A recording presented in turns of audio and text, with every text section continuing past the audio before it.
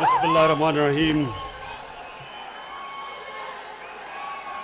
इय्याका नअबुदु व इय्याका नस्तईन।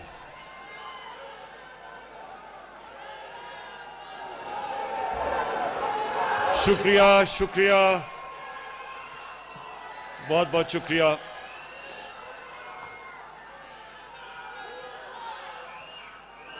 शुक्रिया। खामोशी खामोशी खामोशी। बहुत बहुत शुक्रिया। बस नारे नहीं, अब नारे नहीं, खामोशी। अच्छा जी, बिस्मिल्लाहिर्रहमानिर्रहीम। मैं सबसे पहले तो सैफुल्लाह नियाजी, आपने ये जो ऑर्गेनाइज किया, आपका शुक्रिया अदा करता हूं, आपको खराज तहसीन पेश करता हूं। बस बस बस बस। उसके बाद फैसल जावेद सेनेटर, आपने ये जो फिल्म बनाई थी हमारी तहरीक इंसाफ की 23 साल की स्ट्रगल, मैं उसकी भी आज आपको खराज तहसीन पेश करता हूं। और जो धरने में फैसल जावेद की कंट्रीब्यूशन थी, 126 दिन मुसलसल ये वहां लोगों को मोटिवेट करता था और फिल्में बनाता था, उसकी भी खराज तहसीन पेश करता हूं। और ये भी पहली दफा हुआ है कि गवर्नर ने इतना जबरदस्त तराना बजाया। इमरान इस्माइल, आपको भी मुबारक। अच्छा जी, अब ये जरूरी है आपके लिए, ये 23 साल हो गए हैं तहरीक इंसाफ को। पहले तो ये जरूरी आप सबको समझना है कि ये स्ट्रगल है क्या, क्यों ये स्ट्रगल की है 23 साल। अगर आप ये समझ गए तो फिर आपको समझ आ जाएगी कि हम जा किधर रहे हैं। जो स्ट्रगल होती है, ये जो तहरीक इंसाफ के 23 साल हैं, ये आपके सामने आपको बताते हैं कि स्ट्रगल होती कैसे है। स्ट्रगल कभी एक सीधी लाइन में नहीं होती। स्ट्रगल के अंदर ऊंच नीच आती है, अच्छे वक्त आते हैं, बुरे वक्त आते हैं, लोग दिल छोड़ जाते हैं, लोग जो आपके साथ हैं वो पार्टी छोड़ जाते हैं, कई फिर वापस आ जाते हैं। लेकिन स्ट्रगल की प्लीज एक चीज याद रखना कि जो मेरे लिए और हमारी पार्टी के लिए, खामोशी से रस सुने प्लीज, उधर ऊपर खामोशी। देखें, मैं जब पॉलिटिक्स में आया था तो मैं वो पाकिस्तानी था जिसको कोई पॉलिटिक्स कोई चीज नहीं दे सकती थी। अल्लाह उसको पॉलिटिक्स में आने से पहले सब कुछ दे चुका था, किसी चीज की जरूरत नहीं थी। अल्लाह ने नाम, शोहरत, इज्जत सब कुछ दे दी थी। और कुछ भी ना मैं जिंदगी में करता, 23 साल जब मैंने स्ट्रगल शुरू की, तो सिर्फ क्रिकेट में इतना मुकाम अल्लाह ने दे दिया था कि सिर्फ क्रिकेट के ऊपर बातचीत करके तो कभी भी कोई किसी चीज की मुझे कमी ना होती। मैं सिर्फ सियासत पे इसलिए आया कि मेरे अंदर जब तब्दीली आई, और तब्दीली ये थी कि मेरे में अल्लाह ने ईमान डाल दिया। अब ईमान जब एक इंसान में आता है ना, ईमान, कुरान की एक आयत है कि ईमान वाला इंसान ईमान वाले इंसान को पहचान लेगा। उसकी क्या पहचान होती है? ईमान एक इंसान को अपनी जात से बाहर निकाल देता है। उसका मकसद अपनी जात से बाहर निकल के एक बड़ा मकसद बन जाता है। ईमान वाले आदमी को पता होता है कि वो अल्लाह को जवाब दे है, और जो भी अल्लाह जितना भी नवाजता है एक इंसान को, उतनी जिम्मेदारी डाल देता है। तो इमरान खान को उसने इतनी जब इज्जत दे दी थी तो वो अपने लिए भी जिंदगी गुजार सकता था और वो फिर अगर अल्लाह के लिए जिंदगी गुजारनी थी तो फिर उसके ऊपर यह जिम्मेदारी थी कि बाकी इंसानों के लिए वो क्या करता। और जितनी ज्यादा आपको इज्जत देता है, जितना पैसा देता है, जितना इल्म देता है, उतनी अल्लाह आप पे जिम्मेदारी डाल देता है और उसी पे आखिरत में वो आपका फैसला करता है। मालिक यौमिद्दीन आपका फैसला करता है।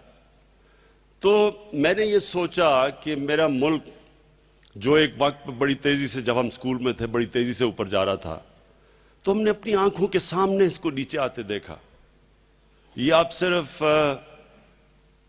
1960 की दिहाई के अंदर आप देख लें कि पाकिस्तान के जो हुक्मरान थे वो मुल्क से बाहर जाते थे, किस तरह उनको इज्जत मिलती थी। और अब देख लेते, और 74 के अंदर भी जुल्फिकार अली भुट्टो इस्लामिक कॉन्फ्रेंस करता, सारे दुनिया के इस्लामिक लीडर यहां पाकिस्तान आते हैं, तब तक भी इज्जत थी।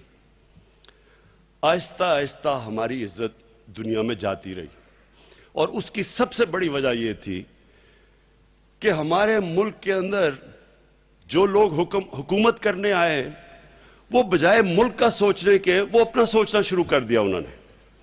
और जब भी हुक्मरान, ये याद रखना एक चीज, एक मुल्क इंसानों की चोरी बर्दाश्त कर सकता है। इंसानों की चोरी सिर्फ इंसानों को थोड़ा मुश्किल पहुंचाती है, लेकिन जब एक हुक्मरान मुल्क में चोरी करता है, वो सारा निजाम तबाह कर देता है और मुल्क तबाह कर देता है। और फिर मुल्कों को उठाता भी हुक्मरान है जो अपने से बाहर निकल के अपना मुल्क का सोचना शुरू करता है और चोरी खत्म करता है। महातिर मोहम्मद ने मलेशिया को उठा दिया। कहां पाकिस्तान था, कोई सोच भी नहीं सकता था मलेशिया पाकिस्तान का मुकाबला करेगा। महातिर मोहम्मद जब गया तो मलेशिया कहां से कहां पहुंच गया।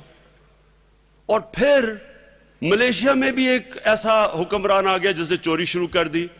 आज मलेशिया के ऊपर भी कर्जे चढ़ गए हैं और उसी मलेशिया ने वापस 93 साल का महातिर मोहम्मद को वापस प्राइम मिनिस्टर बनाया, ताकि वो एक ईमानदार आदमी था। उसी तरह अभी चाइना में मिला ली कुआन यू का बेटा, उसने सिंगापुर को उठा के कहां से कहां ले गया। ईमानदार वजीर आजम आया, उसने अपना नहीं सोचा, मुल्क का सोचा। तो इसलिए अभी नहीं, सुने अभी कोई नारा ना लगाना, पहले मेरी बात सुने, क्योंकि आपसे रोज जब से प्राइम मिनिस्टर बना रोज तो तकरीर नहीं कर सकता आपके सामने, इसलिए जरा सुनिए आपने आज मेरी बात। मैं आपको तब बताऊंगा जब नारे का वक्त आएगा, अभी मेरी आपने बात सुननी है। अच्छा, अब सुने जरा।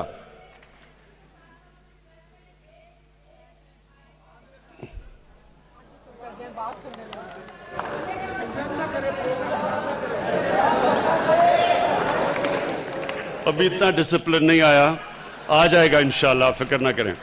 अच्छा जी, अच्छा अब सुने। तो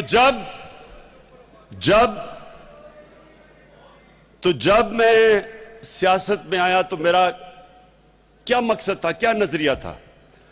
नजरिया वही था जो अभी सैफुल्लाह नियाजी ने बात की। देखें, मैं ये सारे तहरीक इंसाफ के नौजवानों को सिर्फ एक चीज चाहता हूं कि आप हमारे नबी सल्लल्लाहु अलैहि वसल्लम की जिंदगी को स्टडी करें। ये बड़ा जरूरी है आपके लिए। मैं इंशाअल्लाह संडे को स्टोन लेइंग करूंगा सुहावा में एक यूनिवर्सिटी का, जिसका सिर्फ दो मकसद होंगे जेलम। एक, वो साइंस और टेक्नोलॉजी पढ़ाएगी यूनिवर्सिटी, और दूसरी, और ये प्राइवेट यूनिवर्सिटी है, गवर्नमेंट का पैसा नहीं खर्च हो रहा इस पे। और दूसरा, वो नबी सल्लल्लाहु अलैहि वसल्लम की जिंदगी के ऊपर रिसर्च करवा के हमारे लोगों को बताएगी कि उनकी जिंदगी थी क्या।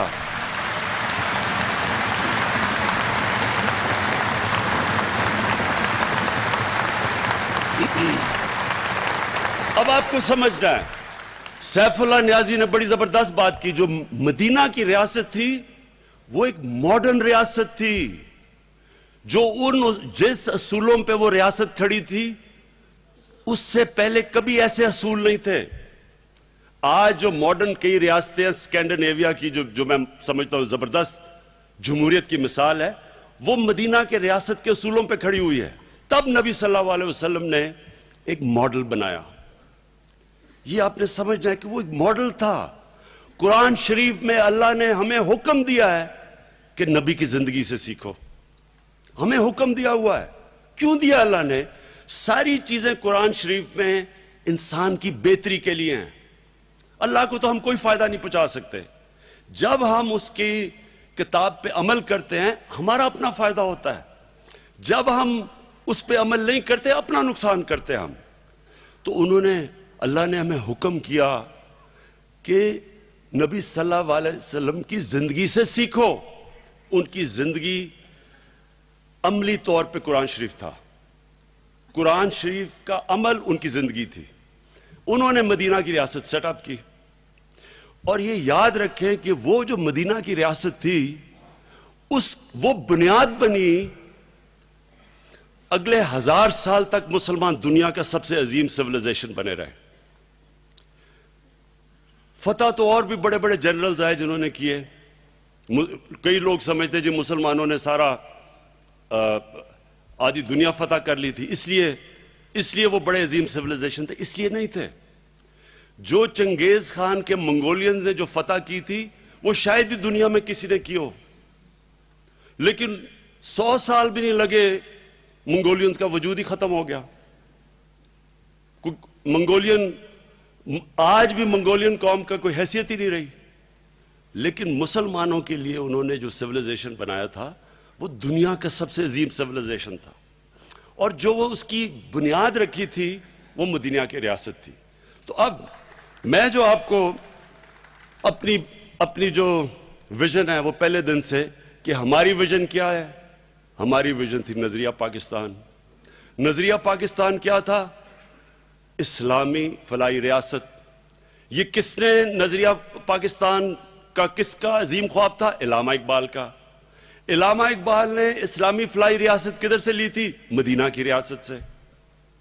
तो जो अब हमारी पार्टी ने बाकायदा इसको स्टडी करना, दीनी तौर पे नहीं, एक रियासत के कैसे हमने पाकिस्तान को कामयाब करना है। इलामा इकबाल ने बार बार कहा, उनकी आप पढ़े उनकी किताबें, उन्होंने कहा जब मुसलमान ऊपर आए तो वो मदीना के रियासत के उसूलों पे जब अपनाए तो मुसलमान ऊपर आ गए, और जब वो नीचे गए वो उसूलों से दूर चले गए। और वही आज पाकिस्तान का मसला है। हम वाहिद मुल्क थे जो इस्लाम के नाम पे बना था, और हमारा सबसे बड़ा ऑब्जेक्टिव यह था कि हमने एक मिसाल बनी थी, एक इस्लामी फलाई रियासत पे हमने दुनिया के लिए मिसाल बननी थी। और क्योंकि हम उससे दूर चले गए, आज हमारे सारे मसले उस वजह से। तो हमने जब वापस ये जब रियासत ऊपर जाएगी, और इंशाल्लाह ये बड़ा ऊपर जाएगी, ये उन्हीं उसूलों के ऊपर हमने अब इस रियासत को लेके आना है। तो मैं आज जो आपके सामने चीजें रखने लगा हूं, वो ये कि पहले तो जब बड़े बड़े बुरे वक्त आए, पहली इलेक्शन हुई, एक सीट भी नहीं मिली। दूसरी इलेक्शन हुई, एक सीट मिली। पार्टी तितर-बितर। 5-6 लोग सिर्फ पार्टी के अंदर काम करने के लिए रह गए थे, बाकी लोग छोड़ गए पार्टी। उनमें से 1-2 ये सामने बैठे हुए अजहर हैं, सैफुल्लाह है, थोड़े 3-4 लोग थे जो कि, बाकी तो सारे समझे पार्टी खत्म हो गई है। फिर हाँ, मैं देख रहा हूं और भी लोग थे, लेकिन हाँ, मैंने देख लिया। अच्छा,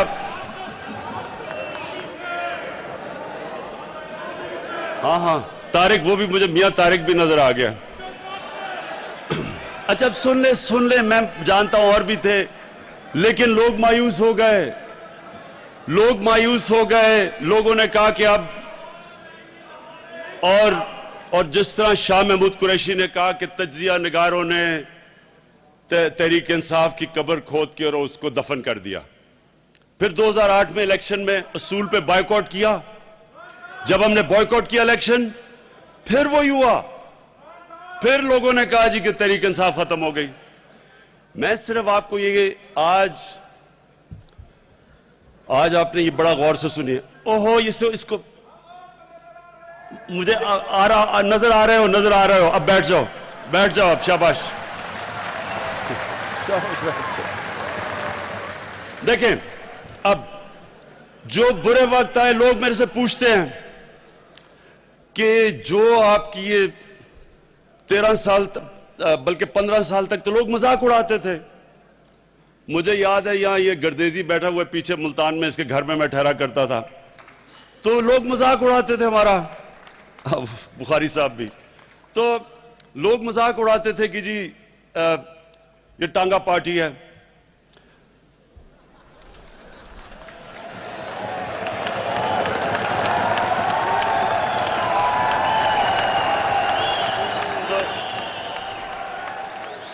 तो लोग तो मेरे से ओहो, बस अच्छा, तो लोगों ने सुने अभी आपसे बड़ी बातें करनी है। मैं फिर से आपको कह रहा हूं, ये मौके नहीं मिलेंगे। प्राइम मिनिस्टर हाउस में फंसा हुआ, बाहर ही नहीं निकल सकता, इसलिए आज जरा सुन ले मेरी बातें। आज तो सुने, तो लोग जब पूछते थे कि आपने कैसे 15 साल, तो कोई सोच भी नहीं सकता था कि पार्टी कुछ भी बन सकती है। तो मैं आपको सबके सामने रखना चाहता हूं कि मेरे सिर्फ एक रोल मॉडल थे, और वो थे नबी सल्लल्लाहु अलैहि वसल्लम। 13 साल मैं हमेशा ये सोचता था, क्योंकि कुरान ने हमें क्या, उनकी जिंदगी से सीखो।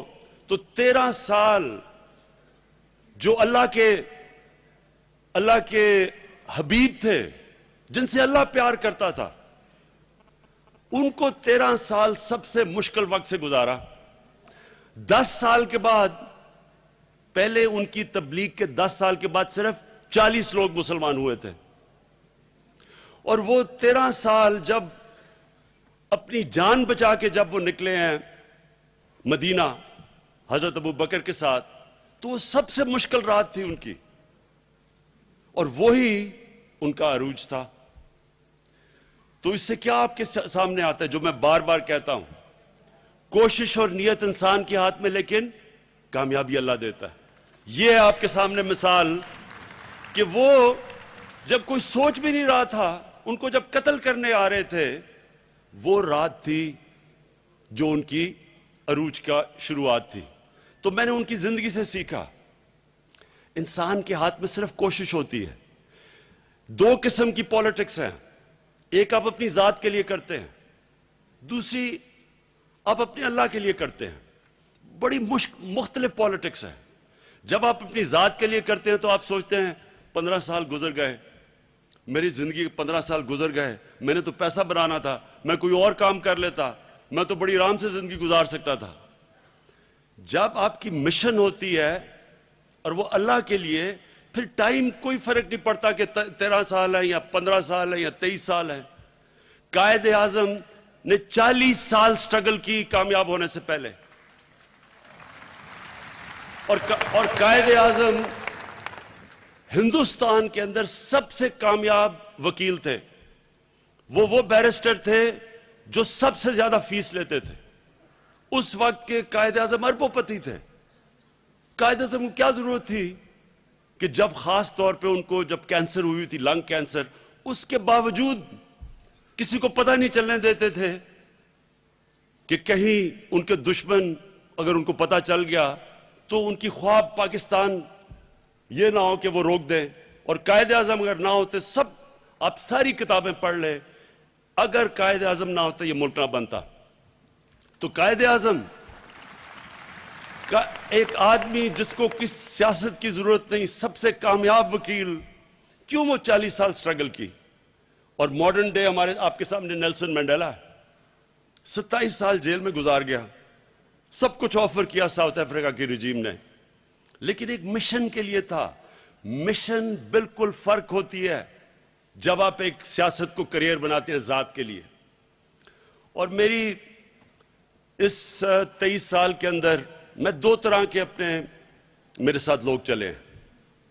वो लोग चले हैं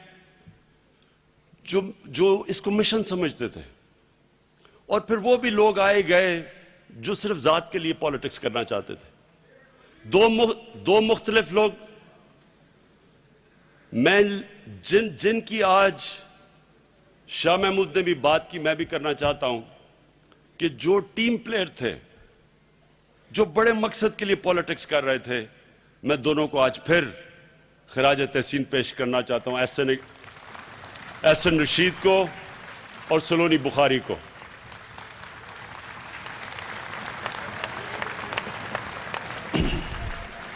अच्छा, अब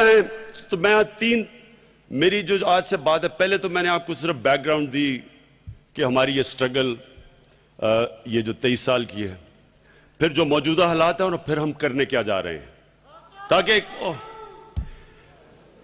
और फिर हम करने क्या जा रहे हैं, ताकि आप सबको पता हो कि जिधर आज हम खड़े हैं, क्या कदम हम उठा रहे हैं आगे निकलने के लिए। ताकि इसलिए मैं पहले आपको ये अपनी बैकग्राउंड सिर्फ ये पूरा कर दूं कि ये जो जब स्ट्रगल करके जो पार्टी आती है, जिस तरह हम आए हैं, उनको अल्लाह सबसे इंपॉर्टेंट ट्रेनिंग उनकी करवा देता है।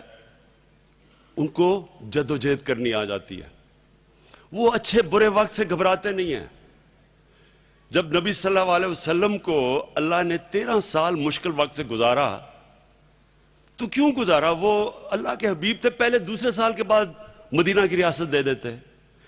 मैंने उससे ये सबक सीखा कि वो अल्लाह ने उनको 13 साल इसलिए स्ट्रगल करवाई कि वो स्ट्रगल ने उनको तैयारी करवाई जो अगले 10 साल में उन्होंने दुनिया का नक्शा बदल के रख दिया। तो स्ट्रगल आपको तैयारी करवाता है, आपको मजबूत करता है। स्ट्रगल एक किस्म की आपकी ट्रेनिंग होती है, जिस्म की जिस तरह ट्रेनिंग आप करते हैं, जितनी आपको रेजिस्टेंस मिलती है उतनी आप में ताकत आ जाती है।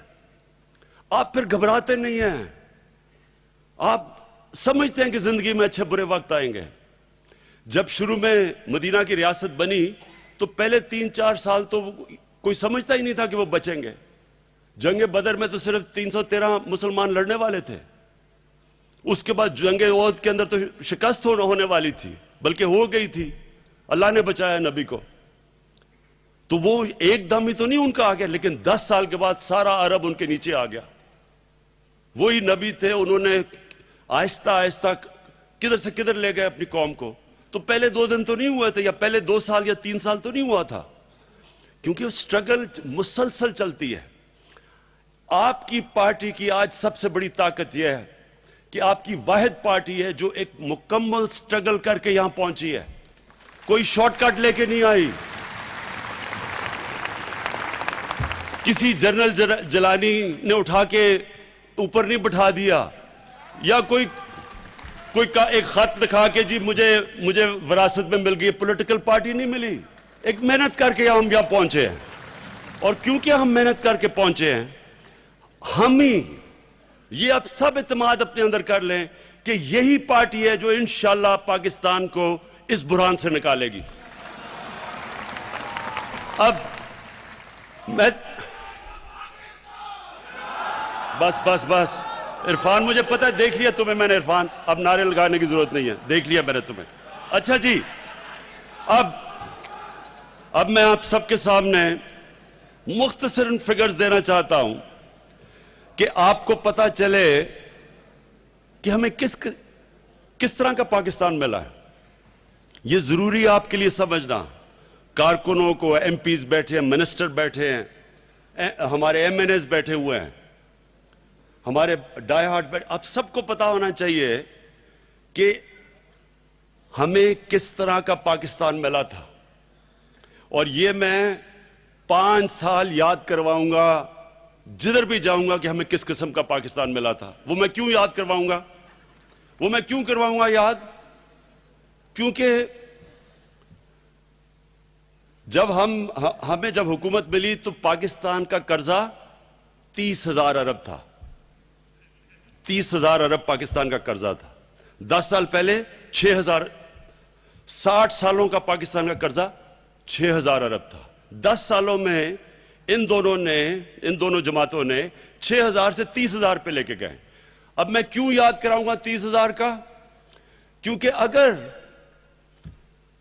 और इंशाल्लाह अगर हम, जब हमारी टर्म खत्म होती है तो हम 30,000 से अगर 20,000 अरब पाकिस्तान का कर्जा कर देते हैं तो इससे कामयाब हुकूमत आई नहीं होगी पाकिस्तान की तारीख से। एक मिनट सुनो जरा। लेकिन अगर किसी को पता ही नहीं है कि 30,000 से हम शुरू हुए थे 20,000 पे, तो वो तो गालियां निकालेंगे कि 20,000 का कर्जा छोड़ के चले गए हो।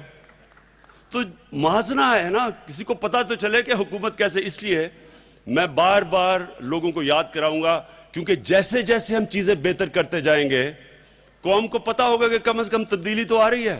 नहीं तो वही लोग, और मुझे समझ नहीं आती कि ये मैं इनको टीवी पे शाम को आके ऐसी शक्लें बना के कहते हैं जी तुमने ये कर दिया, तहरीक इंसाफ ने ये कर दिया, वो कर दिया। अगर ये ऐसे है कि आप किसी के एक घर वाला कोई जुए पे सारे घर को मुकरूज करके चला जाता है और फिर घर वालों को कहता है कि तुमने क्या तबाह कर दिया घर आके। यानी ये कोई 30,000 अरब रुपए का कर्जा छोड़ के और हर रोज टीवी पे बैठे होके तबसरे कर रहे होते हैं हमारे ऊपर।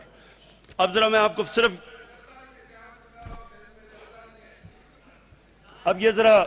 सिर्फ आपके लिए थोड़ी थोड़ी फिगर्स, ताकि आप देख लें कि पाकिस्तान में, अच्छा फिर जिधर जाओ तहरीक इंसाफ ने जी महंगाई बहुत कर दी, उधर से मौलाना फजल रहमान तैयारी कर रहा है, उधर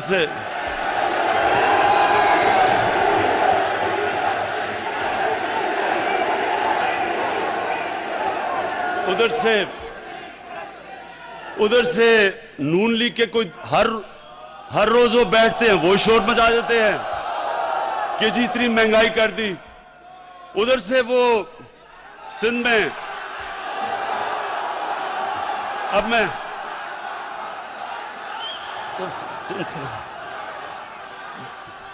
बिलावल भुट्टो साहिब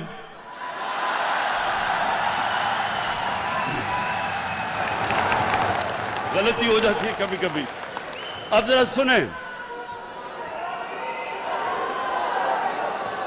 जरा, अब मैं आपको बताऊं, कह रहे हैं नहीं जी बहुत महंगाई हुई। अब ये जरा सुने, अब सुने जरा महंगाई का सुने।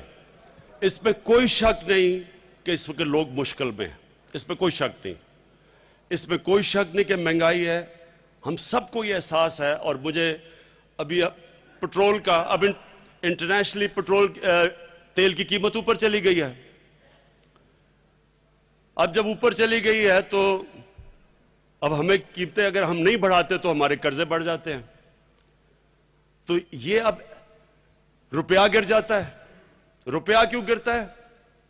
क्योंकि जो हमें खसारा मिला था, जो कहते हैं करंट अकाउंट डेफिसिट, यानी जो हम चीजें बेचते हैं और जो इंपोर्ट करते हैं, उसमें इतना बड़ा खसारा था, 19 अरब डॉलर का खसारा मिला था। जब नून लीग आई थी इनको 2.5 अरब डॉलर का खसारा मिला था, हमें 19 अरब डॉलर का खसारा मिला। इसका मतलब कि जब आपका इतना बड़ा खसारा होता है तो रुपए पे प्रेशर पड़ जाता है, रुपया कम हो जाता है, डॉलर कम होता है, रुपया की कीमत गिर जाती है। जब रुपए की कीमत गिरती है सारी चीजें महंगी हो जाती हैं। तो मैं सिर्फ आपको यह बताना चाहता हूं कि ये कहते हैं उसके बावजूद कि इनकी वजह से रुपया गिरा है, उसके बावजूद 8 महीने में, पहले 8 महीने में पीपल्स पार्टी के दौर में जो महंगाई थी वो 21.7% थी।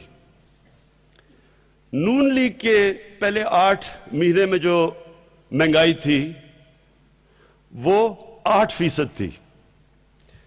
तहरीक इंसाफ के 8 महीने में जो महंगाई हुई है वो 6.8% है।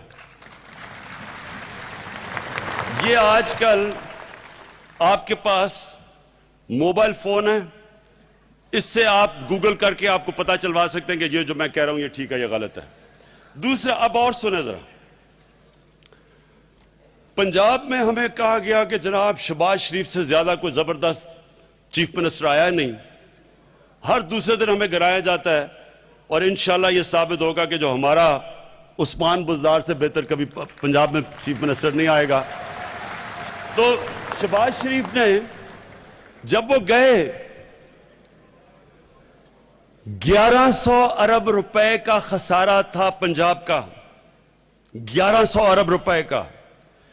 यहां परवेज खटक बैठे हैं, जब ये पख्तूनख्वा के चीफ मिनिस्टर थे, जब ये 5 साल के बाद गए तो 40 अरब रुपए का ये सरप्लस छोड़ के गए। पंजाब में जब से उस्मान बुज़दार की हुकूमत आई है, पहले तो इनको पता चला कि 60 अरब रुपए के जो चेक हैं जो शहबाज शरीफ के दौर में थे वो बाउंस कर गए। उसके अलावा 102 अरब रुपए के वो जो बेचारे सरकारी नौकरों के जो प्रोविडेंट फंड था वो भी खा गए।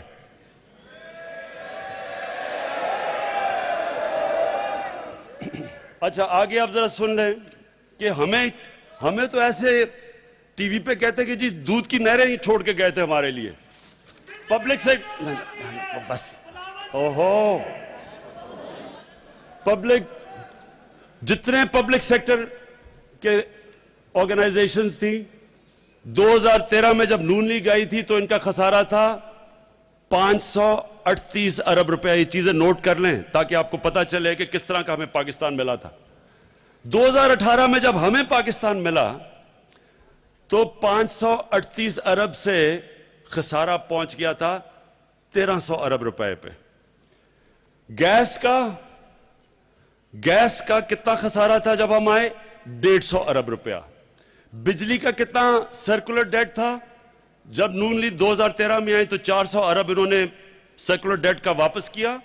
उसके बावजूद 1200 अरब रुपए की सर्कुलर बिजली की कर्जा हमारे गर्दिशी कर्जे हमारे ऊपर चढ़े हुए थे। मैं ये आपको इसलिए बता रहा हूं कि ये पीआईए, रेलवे, जो इदारा देखो उनके ऊपर तारीखी खसारा था। इसलिए आप सबको यह समझना चाहिए कि जो हम अब करने जा रहे हैं, जब तक आहिस्ता आहिस्ता हमारी जो इस्लाहत चलेंगी तब तक थोड़ा एक मुश्किल वक्त है। लेकिन मैं आज आपको यकीन दिला रहा हूं, मैं आपको पूरा अपना प्रोग्राम रखूंगा 10 पॉइंट्स का। ये अल्लाह ने जो पाकिस्तान हमें दिया है, ये अल्लाह का तोहफा है हमारे लिए। इस मुल्क में जितनी जो अल्लाह इस मुल्क में चीजें दे गया है, मैं अभी आपको बाद में बताता हूं कि इंशाल्लाह जिस तरह 1960 की दिहाई में तेजी से आगे जा रहा था पाकिस्तान, ये किसी वजह से जा रहा था। ये इंशाल्लाह मैं आपको अभी बाद में बताता हूं। उससे पहले एक मिनट ठहर दो, सुना जरा। अच्छा जी,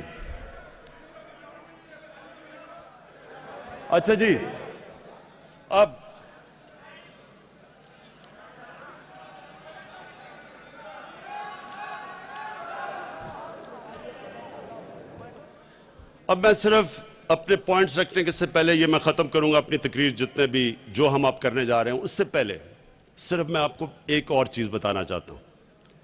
ये सारी जमातें जमा हुई हैं कि जी हुकूमत फेल हो गई, मार्च करेंगे इस्लामाबाद में।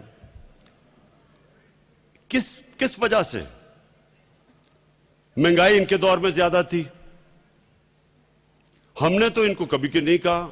हमने तो 1 साल जब हम असेंबली में थे, हमें तो फ्रेंडली ऑपोजिशन लोग कहते थे। हमने सिर्फ 4 हल्के मांगे थे। हमने तो 1 साल के बाद जब इन्होंने 4 हल्के नहीं खोले तो उसके बाद हमने मुजाहरे किए थे और फिर धरना दिया था।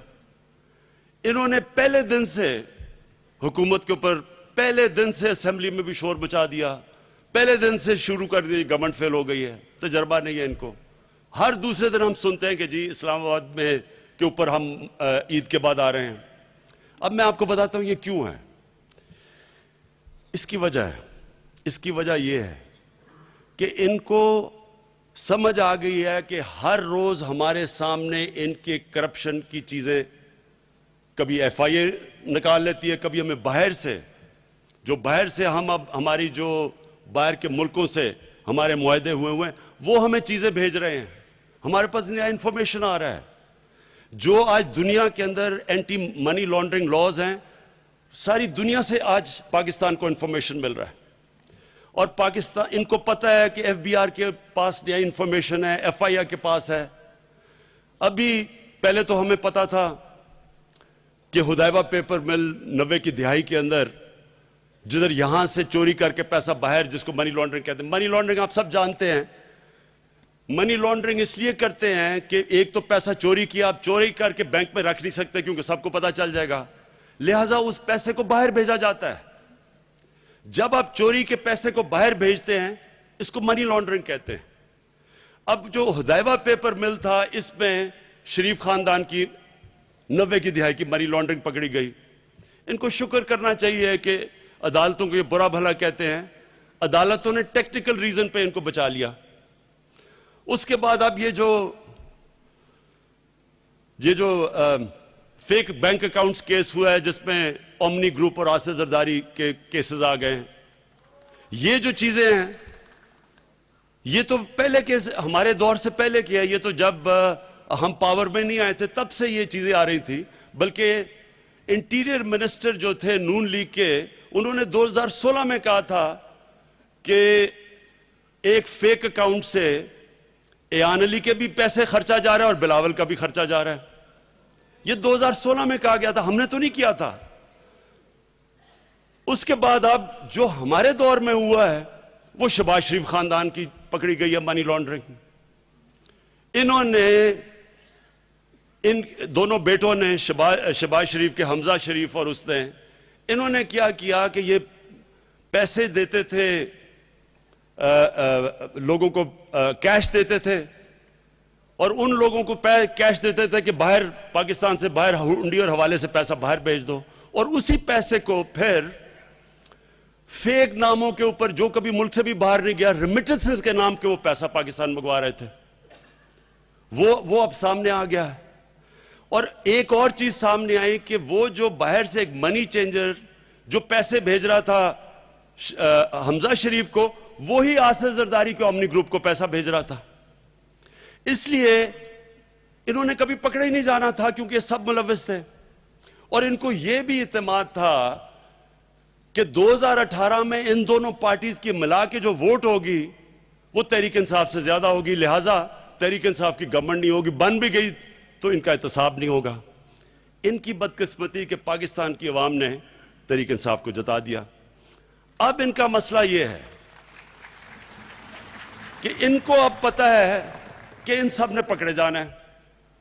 जिस तरह की इन्होंने चोरी की है इस मुल्क में, जिस तरह का इस मुल्क के ऊपर कर्जा चढ़ा है, इनको पता है कि आहिस्ता आहिस्ता हमारे सामने सारी चीजें आ रही हैं। लिहाजा जल्दी में है कि किसी तरह गवर्नमेंट गिर जाए, इनके पैसे बच जाए। ये वो लोग हैं जिनके पैसे पड़े हुए हैं बाहर। पाकिस्तान में जब रुपए की कीमत गिरती है, इनको फायदा हो जाता है। इनकी जो वेल्थ है वो ऊपर चली जाती है। इनके इंटरेस्ट और पाकिस्तान के इंटरेस्ट मुतजाद हैं, ऑपोजिट है। इसलिए आप सब तैयार हो जाओ। ये सारों ने इकट्ठे होके जमहूरियत बचाने के लिए सबने इकट्ठे होना है। और जमहूरियत बचाने का मतलब यह कि अपनी चोरी बचाना। और हमने जो भी, और इनका सिर्फ एक मकसद है, ये सारा प्रेशर करते हैं, असेंबली में शोर मचाते हैं, मकसद एक है कि किसी तरह इनको एनआरओ मिल जाए। एनआरओ इसलिए नहीं मिल सकता कि जो जनरल मुशर्रफ ने 2 एनआरओ दिए थे, हुदैबा पेपर मिल में दिया था जब शरीफ खानदान को बाहर जाने दिया सऊदी अरेबिया, और फिर आसिफ जरदारी को स्विस बैंक में वापस आने के लिए एनआरओ दे दिया। उन 2 एनआरओ की वजह से इस मुल्क में 6,000 अरब से कर्जा गया पाकिस्तान का 10 सालों में 30,000 अरब। मैं किसी सूरत, मैं आप सबके सामने आज कह रहा हूं, जो मर्जी इन्होंने करना करें, मैं अल्लाह को जवाब दूं मैं, किसी सूरत हम एनआरओ नहीं दे सकते।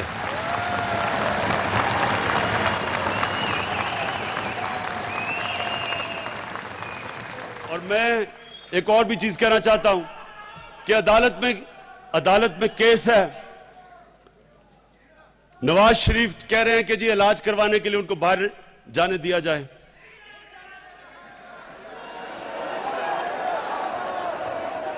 मैं एक सवाल आज पूछता हूं। सवाल ये कि अगर एक जेलों के अंदर एक कोई आम आदमी होता जिसको ऐसी बीमारी हो जिसका पाकिस्तान में इलाज ना हो, और अगर वो कहे तो फिर भी इंसान सोच सकता है। लेकिन जो इस मुल्क में कम से कम 24 साल पावर में रहे हों, पहले 12 साल में एक फैक्ट्री से 30 फैक्ट्रियां बना ली हों, फिर 2008 में शहबाज शरीफ के खानदान ने आते साथ ही 11 कंपनीज बना ली हों, वो एक हॉस्पिटल नहीं बना सके जिधर उनका यहां इलाज हो सके। वो जो लोग जेलों में हैं पाकिस्तान के, कितने लोग जेलों में बेचारे मर जाते हैं, उनका इलाज नहीं होता, तो क्या उनका हक नहीं है बाहर जाने का? और वो वाकई कह सकते हैं अगर मुल्क में अस्पताल नहीं, वो तो इक्तदार में नहीं रहे, लेकिन जो लोग 22-23 साल इक्तदार में रहे हों और एक अस्पताल ना बना सके हों, वो इसहाक डार भी बाहर इलाज करवाने के बहाने, उसके बेटे भी बाहर, वो शहबाज शरीफ का इलाज बाहर, वो हमजा शरीफ की फैमिली बाहर, दमाद वो अली इमरान वो बाहर इलाज करवाने के लिए। किसी का कोई ऐसा अस्पताल नहीं पाकिस्तान में जो इनका इलाज हो सकता। इसलिए कानून, एक नबी सल्लल्लाहु अलैहि वसल्लम की हदीस कि बड़ी कौमें तबाह हुई, उन्होंने कहा कि बड़ी कौमें तबाह हुई जिधर एक कानून ताकतवर के लिए और दूसरा कमजोर के लिए। यह है असल मसला हमारा।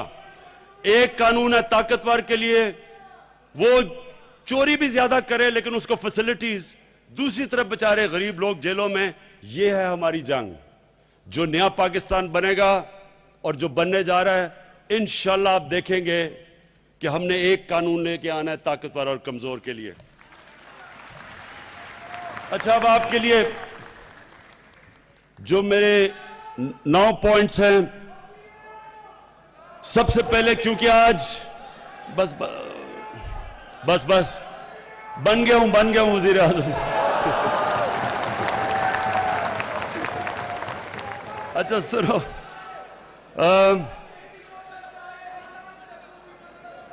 बस। अच्छा जी, मेरे आज 10 पॉइंट्स जो मैं आप सबके सामने आगे बताना चाहता हूं। सबसे पहली चीज कि तहरीक इंसाफ का लॉन्च हो गया है हमारा पॉवर्टी एलिवेशन, गुर्बत हटाने के लिए एहसास का प्रोग्राम। यह इंशाल्लाह पाकिस्तान की तारीख का सबसे बड़ा प्रोग्राम होगा जो अपने निचले तबके को ऊपर उठाएगा। हमने चाइनीज से हमने पूरी इस पे मदद मांगी, क्योंकि चाइना वो मुल्क है जिसने वो किया, कभी दुनिया में किसी मुल्क ने वो नहीं किया कि 70 करोड़ लोगों को 30 साल में गुर्बत से निकाला है। तो उनसे हमने कंसल्ट भी कर रहे हैं, वो हमारी मदद भी इस पे कर रहे हैं। लेकिन इंशाल्लाह इस मुल्क की तारीख का सबसे बड़ा एहसास प्रोग्राम जो कि गुर्बत घटाने का, वो हम शुरू कर रहे हैं। इसके अंदर सारा निचले तबके को, मजदूरों को, छोटे किसानों को, यानी जो फुटपाथ पे सोने वाले लोग।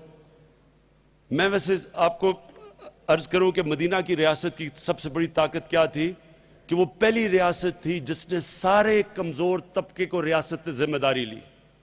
पैसे नहीं थे, अमीर नहीं थे, लेकिन एहसास था, तो उन्होंने अपने उस सारे तबके को उठाया जिसको माशरा पहले पूछता नहीं था। यह पहली दफा हुआ था। इससे क्या हुआ कि सारे इंसानों ने उस रियासत को ओन किया। उन्होंने कहा यह हमारा मुल्क है, ये हमारी रियासत है। मुझे ये बताएं कि वो जो फुटपाथ के ऊपर सोता था, उसके ऊपर वो सारा डीजल का धुआं भी आ रहा है, उसके ऊपर मिट्टी भी आ रही है, वो जो सुने सुने सुने उसके लिए क्या पाकिस्तान का मायना रखता है? पाकिस्तान उसको क्या, क्यों वो पाकिस्तान के लिए लड़े? जो उसके लिए कुछ ये भी ना कर सके कि सर पे छत और उसे खाना दे सके, फुटपाथ पे जो आदमी सोता है, उसके लिए क्या रह गया पाकिस्तान? क्यों वो पाकिस्तान के लिए, जब वक्त आए पाकिस्तान के लिए खड़ा हो, नहीं होगा? रियासत के लिए तब कौम खड़ी होती है जब रियासत कौम के साथ खड़ी होती है, जब रियासत कौम की बुनियादी जरूरियात पूरी करती है, जब रियासत बलूचिस्तान में भी कोई रह रहा हो, कोई अंदरूने सिंध में हो, कोई फाटा के अंदर जो बुरे हालात में रह रहा हो, जब हर इंसान समझेगा ना कि ये मेरा मुल्क है, ये मेरी बुनियादी जरूरियात पूरी करेगा, तब वो मुल्क के साथ खड़ा होता है। और इंशाल्लाह जो हमारा प्रोग्राम है एहसास का, ये सारे निचले तबके को इंशाल्लाह उठाएगा। उसके बाद हमारा जो दूसरा प्रोग्राम शुरू हो रहा है वो है हाउसिंग का। 50 लाख घर इंशाल्लाह हम अपना शुरू कर दिया है। परसों मैं उकाड़ा में जा रहा हूं, कोयटा में शुरू किया, इस्लामाबाद में, सारे पाकिस्तान में अब हम उस तबके के लिए घर बना रहे हैं जिसके पास पैसा नहीं है, जिसके पास कैश नहीं है, आम लोगों के लिए जो कभी सोच भी नहीं सकते थे कि सर पे। तो एक हमारा वो प्रोग्राम शुरू हो रहा है। उसके बाद हमारा टूरिज्म का, इंशाल्लाह आप देखेंगे कि पाकिस्तान एक टूरिज्म का हब बन जाएगा। यहां जो अल्लाह ने हमें दिया है, रिलीजियस टूरिज्म, हमारे लिए पहाड़ों के टूरिज्म, दुनिया में ऐसी जगह नहीं है। लेकिन मैं ये सिर्फ आपको कहना चाहता हूं कि हम टूरिज्म पहले बैरून मुल्क पाकिस्तानियों को यहां लेके आएंगे। अभी भी जो बैरून मुल्क पाकिस्तानी है, वो सबसे ज्यादा पाकिस्तान, अब आप जाएं तो हमारे होटलों में ठहरे होते हैं नॉर्दर्न एरियाज में। तो हमने बजाय फॉरेनर्स को पहले अपने लोगों को पाकिस्तान के अंदर टूरिज्म के लेके आना है, और इंशाल्लाह इसी से हम इतना पैसा बना लेंगे कि हमारा ये जो खसारा है, करंट अकाउंट डेफिसिट, वो नहीं होगा। उसके बाद हमारा जो लोकल गवर्नमेंट सिस्टम है, जिसका मैं मुबारक देता हूं पंजाब को और पख्तूनख्वा को जो उन्होंने बिल पास किया है, ये जबरदस्त सिस्टम है। ये सिस्टम पहली, सारे तहरीक इंसाफ के कारकुनों ने, आपको मौका मिला है विलेज काउंसिल्स के इलेक्शन लड़ना, ये जबरदस्त चांस है आपके लिए। सारे नौजवान इसके अंदर जिस तरह पख्तूनख्वा के अंदर लड़े थे, ये ऐसा सिस्टम है कि हमारे शहरों को ठीक करने के लिए पहली दफा एक सिस्टम लेके आए हैं। मैं सिर्फ आपको एक मिसाल दे दूं कि अभी मैं तेहरान गया तो तेहरान का बजट, सालाना बजट 70 अरब रुपया है, वो तेहरान के ऊपर खर्च होता है। और सारा 70 अरब रुपया तेहरान की जो मेट्रोपॉलिटन जोन की बल्दियात है वो खुद इकट्ठा करती है। कराची के अंदर वहां $500 मिलियन है, कराची के अंदर $17 मिलियन इकट्ठा होता है, वो तेहरान से बड़ा शहर है। लाहौर में $23 मिलियन इकट्ठा होता है, वो भी तेहरान से बड़ा है, क्योंकि बल्दियाती निजाम नहीं काम कर रहा। ये जो अब हम बल्दियाती निजाम लेके आ रहे हैं, इंशाल्लाह ये शहर खुद अपना पैसा इकट्ठा करेंगे। वो पैसा शहरों पे ऊपर खर्च होगा, शहरों के पानी पे, सीवरेज सिस्टम, जो भी सफाई, ये सारा तब होगा जब शहर में कैपेसिटी हो पैसा इकट्ठा करने के लिए। वो तब होगा जो अभी तक कभी भी एक सही माने में बल्दियाती निजाम नहीं आया। ये जो पख्तूनख्वा के अंदर पंजाब में इलेक्शन, ये जो कानून पास हुआ है, इंशाल्लाह जबरदस्त हमारा लोकल गवर्नमेंट सिस्टम आ रहा है। उसके बाद हमारा जो ज़रूरी इस्लाहत है, एग्रीकल्चर, इसके लिए हमने पूरा प्रोग्राम बनाया है। ये जो मैं अभी चाइना से होके आया हूं, मुझे बड़ी खुशी हुई कि चाइना ने सीपैक के अंदर अब पूरी तरह शामिल कर लिया है हमारी एग्रीकल्चर, यानी हमारा जो ज़रूरी जो टेक्नोलॉजी की जो हमें ज़रूरत है। सिर्फ आपको एक चीज़ बता दूं कि हम ज़मीन से मसलन अगर 10 मन निकालते हैं 1 एकड़ से, चाइनीज टेक्नोलॉजी उधर से 30 मन निकालती है। तो आप ये सोच लें कि अगर हम उनकी टेक्नोलॉजी यहां ले आए तो 1 साल के अंदर ही हमारी पैदावार कहां से कहां पहुंच जाएगी, सारे देहात में खुशहाली आ जाएगी। तो ये इंशाल्लाह हमारी बहुत बड़ी कामयाबी हुई है। चाइना ने पूरी तरह अब हमारी मदद करी है हमारे एग्रीकल्चर सेक्टर के अंदर। उसके बाद चाइना से हमने एक और भी काम करवा लिया है कि वो उनकी जो टॉप यूनिवर्सिटी है, जो 6 सब्जेक्ट्स हैं जो कि आप फ्यूचर है, आईटी, इंफॉर्मेशन टेक्नोलॉजी फ्यूचर है, उसके अंदर आप जो आर्टिफिशियल इंटेलिजेंस है, ये नई चीज आ गई है, तो उससे हमने चाइना से पूरी मदद मांगी है। वो अब हमारी इंशाल्लाह ये जो यूनिवर्सिटी हम बना रहे हैं प्राइम मिनिस्टर हाउस में, इसके अंदर वो पूरी तरह हमारी मदद, पाक चाइना यूनिवर्सिटी बनेगी, टेक्नोलॉजी पूरी हमारे इसमें ट्रांसफर करेंगे।